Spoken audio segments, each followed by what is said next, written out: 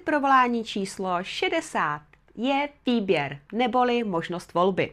Než ti k tomu něco povím, zeptám se tě, když přijdeš do restaurace, chceš si vybrat, co si dáš k jídlu a k pití?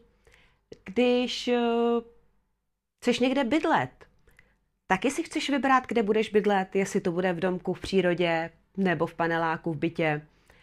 Když chceš nového partnera, chceš si vybrat, anebo prostě někam přijdeš, no tak tady ten zbyl sám na baru, tak ho beru.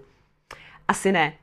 Co tím chci říct, i klient potřebuje mít tu možnost volby. Takže ho netlač někam do kouta, že mu prostě nadiktuješ, heleďte, tak se sejdem takhle a takhle. Dej mu na výběr. To znamená, mohu vám zavolat třeba ve středu dopoledne nebo v pátek odpoledne. Dej mu tam ty možnosti, ať si může vybrat. Nenechávej to rozhodnutí na něm, dej mu tam nějaký 2-3 volby max.